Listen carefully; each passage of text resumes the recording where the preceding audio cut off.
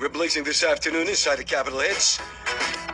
Gives me immense pleasure. Been trailing it that we have a special guest this afternoon. Dr. Umar Ifitande. That's right, on the line this afternoon via WhatsApp, via the technology. Good afternoon, Dr. Umar. Good afternoon. Peace and Pan-Africanism. Glad to be with you, my brother.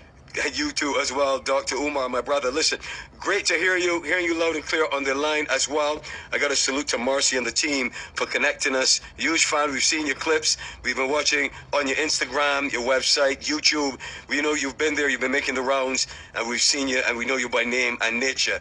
So thanks for taking the time to call us this afternoon, and good to hear you.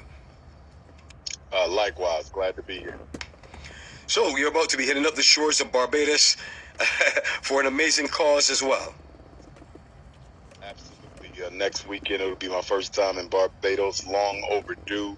Looking forward to it. I've been all around the Caribbean, all around Mother Africa, but I haven't been to Barbados. There's a few other places I haven't been as well. So I'm glad to finally be making my first visit there. We're glad to have you as well. Well, it's all going down. It's a rally. We will announce that location. It's July the 8th, so you will want to make your plans. It's a super Saturday at 10 a.m. Bring the entire family, bring your chair, cooler, snacks, umbrella. It's a full family affair, family event, and it's also, you're not just chilling and drinking and eating. You can do that at home. It's an education rally, of course, featuring some names, some amazing names put together, and of course, this rally is about pulling the people together. Press conference, and watch out, my children and the entire team. And specifically, we got a few questions for you this afternoon because you're coming in, as per usual, with a message. Absolutely, sir. Absolutely. So one of our listeners right now, and some of the team as well, they want to know, in the context of colonialism, what is the impact on black families here in the Caribbean today, from your standpoint? Well, one of the biggest reasons for the immigration of the black family is the lack of economic opportunity for black men. Men are providers and protectors. They can protect, but it can be very difficult to provide if you don't have economic opportunities. So what you find is the economic opportunities that men do have often take them away from the home, or they end up breaking the law in order to feed their families, which puts them in the prison system. Or the woman gets tired of dealing with the fact that the man can't provide, and she abandons him and decides to just do it all on her own, as opposed to having another financial dependent in the home. So it's not the only factor. I don't want to appear to be a minimalist or make this thing oversimplified, but we'll never be able to re-empower the black family without providing economic opportunities for our black men. The person is able to provide and sustain not only themselves, their family as well. Well, they should be able to provide for themselves as well as the family, but that's being made, particularly difficult. And in the Caribbean, when you see the incursion of so many other non-black immigrants from around the world coming into Caribbean islands, they're taking over industries and they're hiring their own people. They're creating opportunities for themselves and their own people. They're not really interested in hiring black folks. And one of the weaknesses or financial criticisms I would have of the Caribbean islands, as well as Africa as well, is that there's really no important or critical programs that are seeking to empower African people so that they can compete with these immigrants that the Caribbean islands are so willing to let into their territory. So, you have to put our people on a level where they can compete. Otherwise, they'll always be at the mercy of outsiders. Beautiful take on it. And listen, how do you see the African woman in the context of providing and protecting for her child as well? Some topics have been trending and floating around in terms of recent international trends towards transgender ideologies, re-education of children into what they call awareness at, some would say, too early an age. Well, with the black woman, she's the first teacher. Whatever the black man suffers from, she suffers from as well. It may not be as acute. Women are always expected, to be the be all and end all for the children. They're expected to take care of them on their own. A big concern that I have for black mothers, single black mothers, black women in general, is the fact that there's a mental health stigma associated with being black women that suggest they are weak if they seek outside treatment. Same thing is for black men as well, but men, period, don't tend to seek mental health treatment. But for black women, they've been victimized by the strong black woman superhero metaphor, where a lot of black women feel that they need to talk to somebody if they're feeling depressed or anxious or vulnerable. They have to keep it to themselves because other black women may look at them as being weak, and they don't ever want to be perceived as weak from by other people. And as a result of that, a lot of black women are suffering in silence. As it relates to the psychosexual attack on black children that's being waged by the American white power structure, the British white power structure, the global European world order, that's population control. All of that can be traced back to population control. They want to transgenderize black children so they cannot reproduce themselves. It's not about family rights. It's not about equality. It's not about love who you want. It's about getting rid of black people. If you look at the legalization of homosexuality, or should I say the normalization of homosexuality that took place in America in the early 1970s, it concomitantly occurred around the same time the first documented cases of AIDS were found.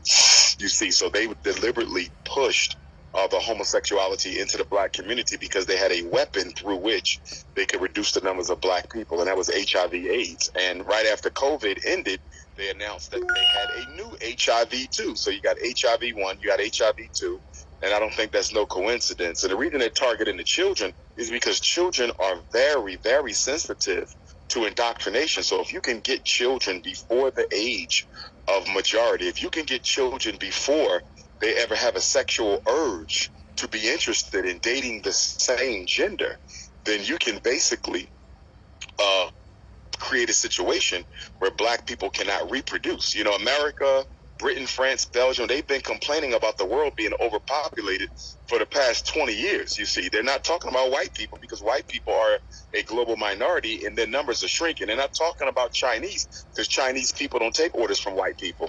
You understand? So who are they talking about? Indians have a very large population. East Indians, one of the largest in the world.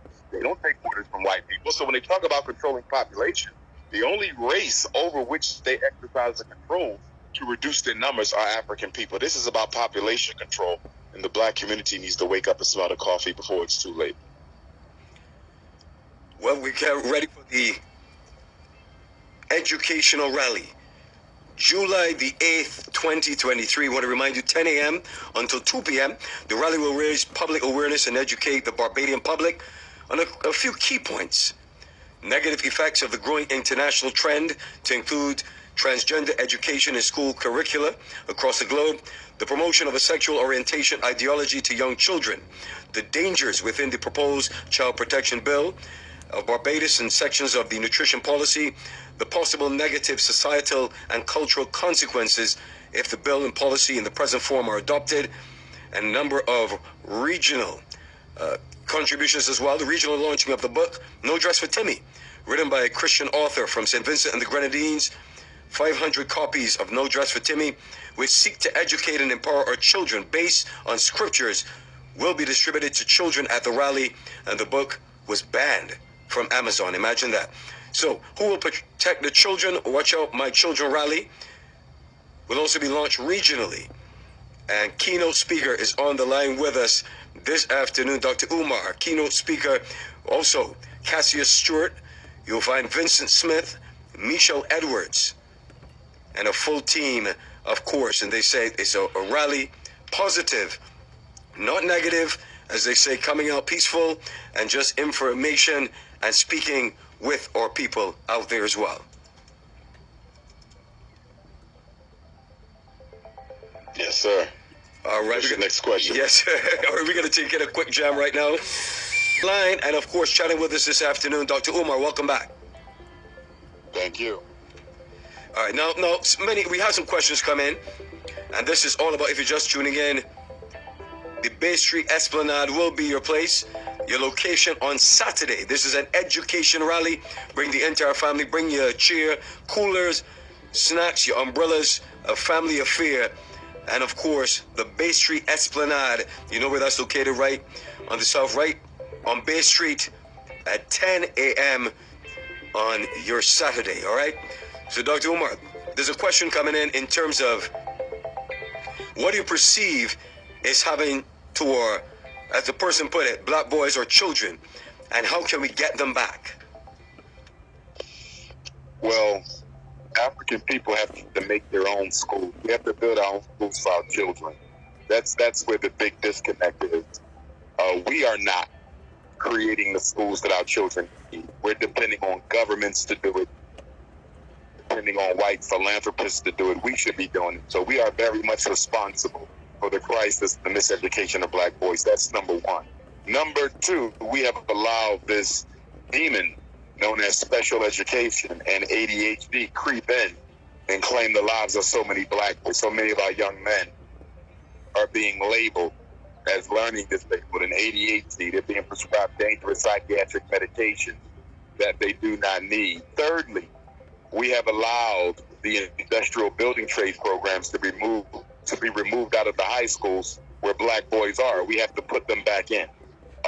In order for education to be relevant for black males, they have to learn skills that would allow them to pay their bills. And one of the biggest reasons for dropout is black boys are not seeing how the education they're receiving is preparing them for the life of work, because it's not preparing them for the life of work. So ironically, as much as we don't want our young men dropping out of school, the intelligent men will drop out of school because they recognize school is not really preparing them for the world that they're going to meet. And then on the university level, we have to do more to improve the quality of education in the Caribbean university-wise, as well as throughout Africa, because a lot of the universities are not really preparing our children to compete with the Chinese, compete with the European Jews, compete with the Indians and the Arabs, for political and economic control of this planet. So we have to do better. Our children have to be able to compete. We live in a very racially hostile world, very racially competitive, and if we want to survive the 21st century, African people have to provide our children with a better education. And we can hear from your sentiments. Education is key. Family settings. You know, we've watched many of your clips in terms of your many will call them teachings, but do you call them teachings, or would you say, what would you call it in your terms? I don't know. Some people call them teachers. I'm not even sure. I'm thinking the same thing. I'm thinking it's information. You know, the key is informing yourself so you're not misinformed, underinformed, and so you can pass that on to your legacy and make sure you all strive for the best, to be better every generation and build that intergenerational wealth, health, wellness, and respect. Absolutely. Dr. Umar, we've been chatting this afternoon. Short segment, just a tease of things to come when you come up for that rally. Remember, it's a team. Watch out. My children. It's a movement consisting of parents, grandparents, aunts, uncles, a real community. Of course, it takes a village to raise a child. Other members of families with a mission to safeguard and protect the development and future of the nation's children against the threat to values and faith while preserving the traditional family. Members all going down at an educational rally. That's the key word, educational rally. Saturday, July 8th, 2023, right here in beautiful Barbados, 10 a.m. until 2 p.m. The rally is to raise awareness and educate the Barbadian public. And you can come on down with your coolers, your entire family. Not only education, nice environment to, socialize, meet and greet, and still walk away with some knowledge as well. So, Dr. Umar, I know you're very, very busy. We appreciate this time. Any final words for our listeners in Barbados and around the globe this afternoon? Any key points, any takeaways, any advice? Just looking forward to coming. First time. Barbados, looking forward to connecting with my Bayesian brothers and sisters there. There's also going to be an opportunity for them to hear me speak on other topics besides this one while I'm in Barbados as well. So I'm looking forward to that Q&A session. I don't know if that's going to be advertised or not. Hopefully it is. So for sure. But, get people out. I'm looking forward to it. Very much looking forward to it. All right. We look forward to it as well. God bless you this afternoon. And we will see you in beautiful Barbados and welcome you, of course, in good Bajan style. All right? Will do, my brother. Thank you so much. Have yourself a great afternoon.